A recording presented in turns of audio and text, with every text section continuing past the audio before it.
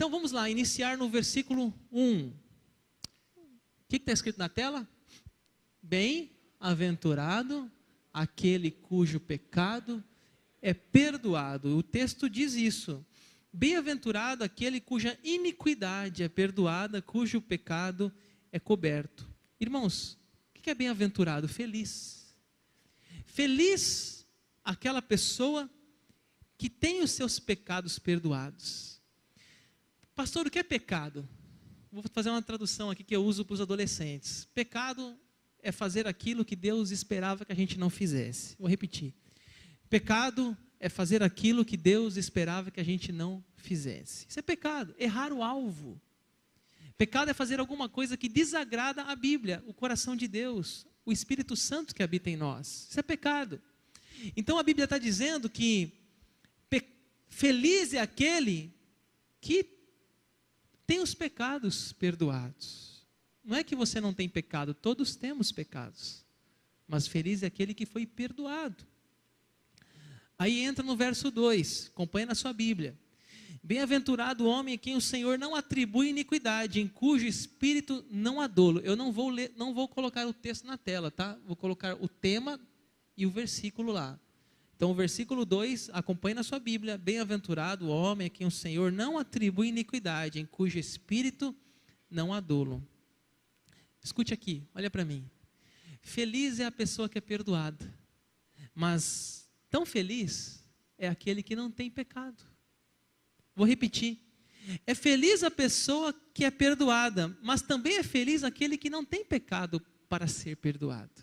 Eu nunca me esqueço uma vez que teve quando tem aquele show na cidade, aquela Expo Sul. Gente, a Expo Sul é a perdição de Rondonópolis. É a perdição dos crentes, especialmente dos jovens, solteiros, adolescentes. O cara caminha a ano inteiro na fé, chega na Expo Sul, ele cai da fé. Meu Deus do céu, que trem é esse? E aí, a gente já sabe, vai ter show de fulano, de ciclano, vai ter barraca da bebida, é aquela coisa toda. As letras sensuais, letras pornográficas. Então a turma, não, vai para o show, quem não vai é careta, acaba indo e acaba pecando. E eu me lembro de uma célula de adolescentes, uma semana após o evento da Expo Sul, e a Rafinha, que estava aqui na frente, a líder, a Rafinha sabe de coisa que eu não sei, eles não falam para mim, mas falam para ela, e ela sabia que o clima estava pesado naquela célula. E ela, como a gente fala, desceu a palavra na turma, desceu a lenha, aí bateu mesmo, falou, gente, tem que viver em santidade, tem que viver em compromisso com Deus, e vai. E eu estava ali, nem sabendo o que estava acontecendo, né? Por isso que eu fui entender que era Expo Sul, que era o problema de tudo. E aí, a Rafa falou para a turma, e a turma já com lágrimas nos olhos, tinham aprontado, você lembra desse dia, Rafa? Aqui na tua casa, aqui, ó. Aí a Rafa falou assim, vamos fazer uma oração aqui, vai começar por aqui e vai fazer oração, dizendo, Deus, eu confesso, eu peço perdão, e vai passando, tu vai confessar. E foi. A turma começou, meu Deus, tem misericórdia da minha vida, Deus. Tu sabes que eu aprontei esse fim de semana. Aí começou. E vai, eu quieto, né? Fala Deus, manda brado, né? E a turma foi, e chegou em um adolescente. Eu achei a coisa mais linda. Esse adolescente falou assim, Deus, eu não tenho pecado para confessar. Falou, Deus, pela tua graça eu estou em pé. Deus, pela tua graça eu estou em santidade. E pela tua graça eu não fui no show. Falei que é isso aí mesmo. Esse entendeu o Salmo 32. Porque bem-aventurado, irmãos, é aquele cujo pecado é perdoado. Mas bem-aventurado é aquele que não está pecando. Glória a Deus pela vida desse adolescente também. É bonito confessar. É excelente a confissão. É feliz aquele que confessa. É feliz aquele que não tem o que confessar. Só é infeliz aquele que permanece na prática do pecado. Só é infeliz aquele que permanece pecando. Esse é infeliz. Agora aquele que reconhece, aquele que confessa, esse é tão feliz quanto aquele que também que não pecou. Versículo 3, acompanhe na sua Bíblia. Enquanto calei os meus pecados, envelheceram os meus ossos, pelos meus constantes gemidos, todo dia. Está escrito lá, irmãos? Não compensa esconder o pecado. Olha, enquanto eu calei, envelheceram os meus ossos. Irmãos, sabia que tem gente que fica doente no físico por causa de problemas na alma? Tem gente que fica doente no corpo por problemas no espírito, na alma, no coração. A Bíblia diz que enquanto eu calei, eu envelheci. Os meus ossos envelheceram. A pessoa, ela quer esconder o problema. Ela vai lá e conta uma mentira para cobrir outra mentira, para cobrir outra mentira, mas a consciência dela diz, cara, você está errado. Então, irmãos, não compensa esconder os pecados. A pessoa adoece. Tem uma frase que eu gosto, que está escrito lá, uns vêm pelo amor, outros vêm pela dor. É assim. Aqueles que são obstinados demais, são duros. Aqueles que Deus tem que provocar, inclusive uma dor na vida deles, para que eles amoleçam o coração. Tem uns que não é um coração rebelde. Tem uns que não aceitam a confissão, não reconhecem o erro. Tem uns que precisam de um tratamento de choque. Verdade. Olha que bonita essa frase. Ou você tem o Espírito Santo como seu consolador, ou você terá como seu acusador. Vou repetir. Ou você tem o Espírito Santo como seu consolador, ou você terá ele como seu acusador. Ah, não, eu vou esconder. Ninguém sabe de nada. Vou esconder da de Deus, esconder da família, esconder do pastor. Não adianta. Deus pesa a mão. Irmãos, o texto fala que a pessoa envelheceram os meus ossos, ele gemia. Por isso a importância, irmãos, da prática da confissão. Esse salmo é um salmo de confissão. É um salmo de reconhecer Deus. Tem misericórdia. Tem gente que vai orar e fala assim, Deus, me perdoa a minha multidão de pecados. Mas que multidão é essa? Gente, pecado tem nome. Muitas igrejas, elas têm esse hábito, né? De fazer um momento no culto de confissão. Por que eu não faço? Porque eu acho que é um hábito. Eu acho que é uma rotina, não é algo real. Por isso que eu não faço aqui a confissão. Porque eu acho que a confissão é uma coisa que tem que ser genuína. Ah, vamos agora confessar. A pessoa fica pensando, mas vou confessar o quê? Não. Pecado tem nome. Não é uma rotina. O pecado é uma queda. E quando cair, confesse. Reconheça. Mude. Abandone aquela prática. Seja perdoado por Deus, por Jesus, pelo Espírito Santo. Então, gente, não é assim, Deus, eu não estou pedindo perdão aqui, nem sei porquê. Não, nem peça então. Nem peça. Confesse aquilo que o Espírito Santo incomodar você. Aí você confessa. Vamos lá, versículo 4. Vem na sua Bíblia aí. Porque a tua mão pesava dia e noite sobre mim, e o meu vigor se tornou sequidão de estio. Irmãos, como eu disse, uns vêm pelo amor, outros vêm pela dor. Deus pesa a mão, dia, de noite, o vigor vai virando sequidão. Talvez o salmista aqui, irmãos, falam os comentários, que ele teve febre. Ele tinha febre. Sabe o que é a febre? A febre é uma reação do seu organismo de defesa. A febre é como se o seu corpo tivesse agindo contra algo incômodo. Agora, quando a febre é muito alta, tem que ter medicação, porque pode ter consequências. E aí, abaixa a febre. É uma lição para nós, a febre. As febres enviadas por Deus. As febres que Deus permite em nossa vida para nos empurrar para a cura, dizer, filho, sai daí, lute contra esse pecado, lute contra esse hábito, lute contra esse hábito que você tem na sua vida, saia daí, filho. O seu corpo foi feito para o meu Espírito Santo, não para o pecado. Deixe a febre sarar, restaurar, deixe a febre agir. E olha, é melhor um crente ser disciplinado por Deus do que ficar doente a vida inteira. É melhor um crente ser disciplinado por Deus do que ficar doente a vida inteira.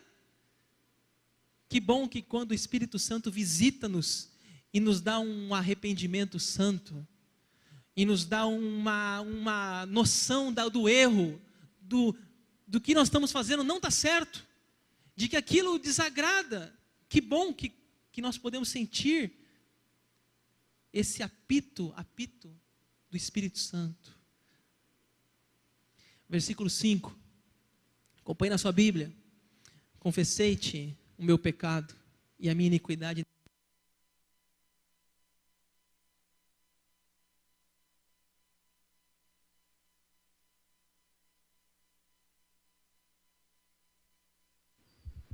Verso 5. Confessei-te o meu pecado e a minha iniquidade não mais ocultei. Disse: confessarei ao Senhor as minhas transgressões e tu perdoaste a iniquidade do meu pecado. O que ele fez, irmãos? Confessou. A pressão tornou-se insuportável. E então ele confessou. Ele disse: confessarei ao Senhor, Salmo 5, confessarei ao Senhor as minhas transgressões. Verso 6, acompanhe na sua Bíblia. Sendo assim, todo homem piedoso te fará súplicas em tempo de poder encontrar-te. Olha que coisa linda. Todo homem piedoso te fará súplicas em tempo de poder encontrar-te. O indivíduo, irmãos, que está em pecado, ele tem um recurso, a oração. Te fará súplicas. A oração é a arma de aproximar de Deus. Quando a pessoa está em pecado, sabe o que ela faz? Se afasta de Deus. Ela foge de Deus, ela foge da igreja. Ah, pastor, eu não estou indo na igreja por quê? Porque eu não tenho condição. Mas agora que você precisa. Ah, não, eu preciso de um tempo. A oração é a forma de encontrar a Deus. Todo homem piedoso, toda mulher piedosa, todo jovem, adolescente piedoso te fará súplicas em tempo de poder encontrar-te. E sabe o que diz a parte B? Com efeito, quando transbordarem as águas, elas não atingirão. Jesus falou da história da casa na rocha e a casa construída na areia. Irmão, se a gente construir a nossa casa na areia, ela vai desabar, uma hora ou outra o pecado vem à tona.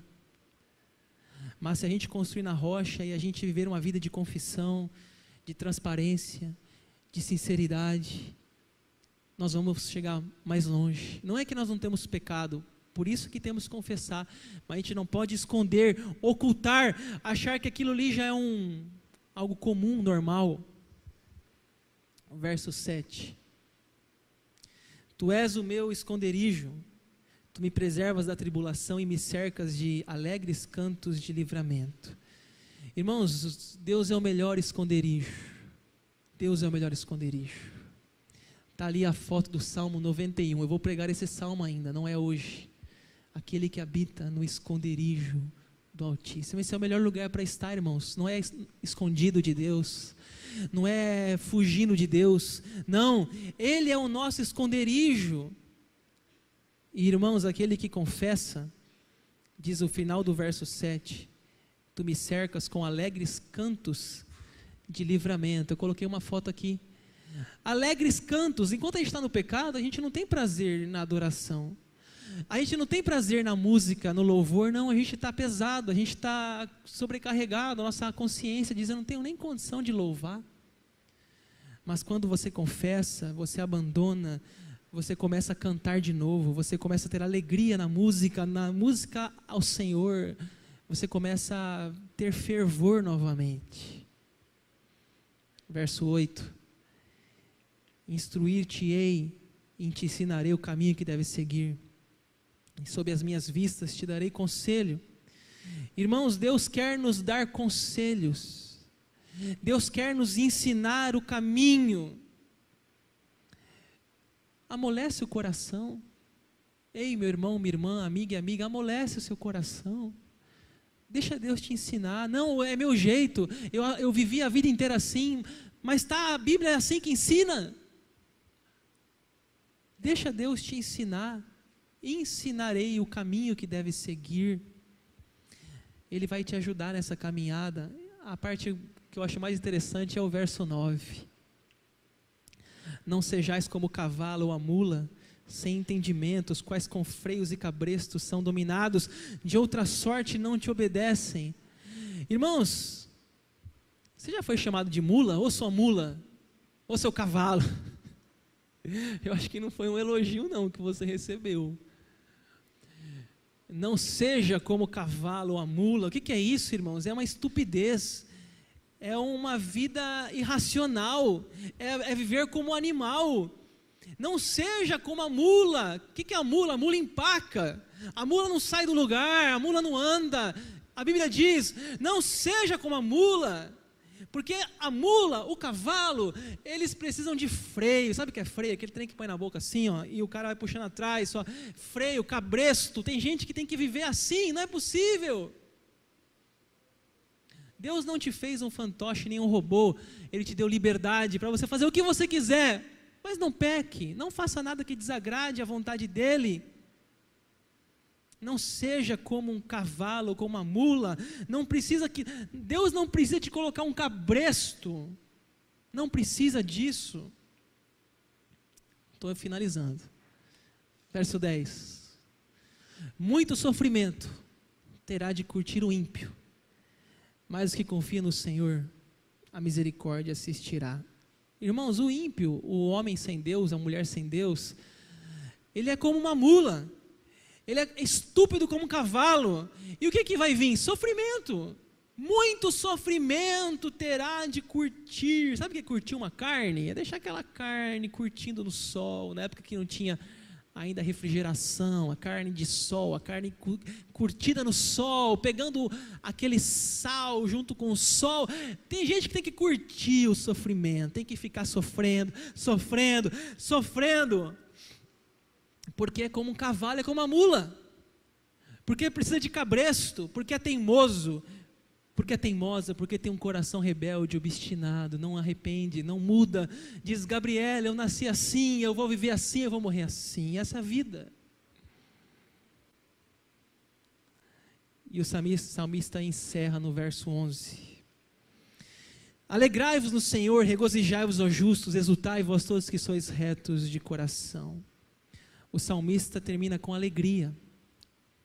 Os que são homens e mulheres de Deus, os que confessam, essas pessoas são alegres, têm alegria. Eles tiraram aquele peso do pecado das costas, eles não sofrem com a consciência acusadora, não, porque eles confessam, eles abandonam, eles deixam o pecado. Irmãos, o Salmo 32 é um salmo daqueles que se alegram por serem perdoados por Deus, perdoados.